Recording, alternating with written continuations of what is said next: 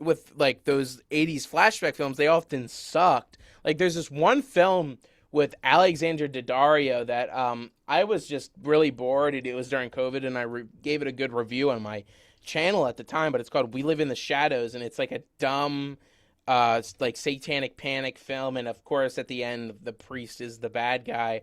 And it's not what we Uh, do in the shadows, but it's we live in the shadows, and it's like from the late 2010s, and it's Alexander Daddario, and it's just absolute garbage. we need something that's going to Um, unpack the satanic panic a little more accurate, which is people did get riled up, but like the memory of that is really Al Gore's wife taking like Twisted Sister, whoever, to court, when it actually, the McMartin preschool had these very we serious summon the darkness. allegations thrown at them.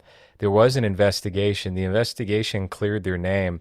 Then the preschool closed down, and Franklin, you got Franklin. that it was part of the. It wasn't directly involved in the Franklin cover. It No, was I'm all just part saying of in this whole general that thing. there is legitimate things that were completely just thrown to the side. But Well, continue. I'm sorry. with the McMartin preschool, kids were saying they were being taken down to these tunnels deep underground, and that there were animal sacrifices that Oh yeah, I've maybe heard about this. Did the FBI agent like investigate this or something? Or, like a former FBI they agent? investigated it and they deemed that it was bullshit. And then the school went out of business, and somebody, or like a crew or the FBI, because it turned up in documents later on, like government documents later on, went down and investigated, and there were tunnels and there were animal bones.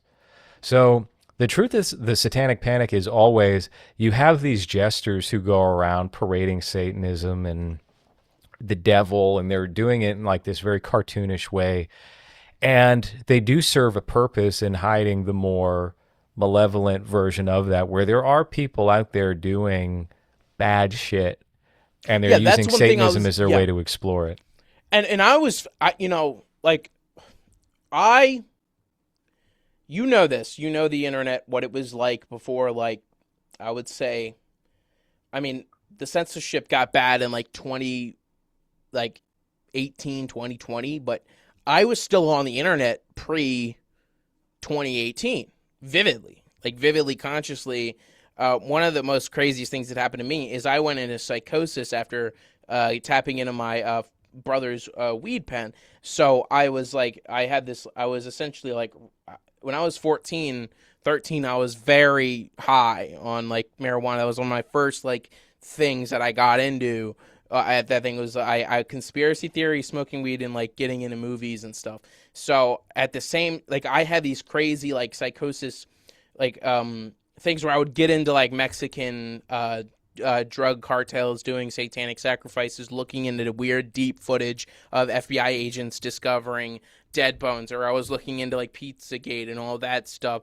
Like you could see that this was real, and I was seeing real footage of like body cam footage of FBI people or like DEA people looking into like these Southwest Americas, which is where like a lot of these satanic things kind of like would happen in the states in the southwest of the country and in Mexico. So I was vividly going into that. So to see a lot of these films or things like what you're saying, like debunking stuff and the way that there's all these things. Oh, satanic panic was crazy, and it was just rejection of the Christian norms. That it's like it's the furthest Mm-hmm. thing from the truth, and we could go into 100,000 things of why those agendas were pushed. And one of the most disservices to flashback 80s films and satanic panic would be a film called We Summon the Darkness, starring Alexander Daddario, directed by Mark Myers, is I think the director's name.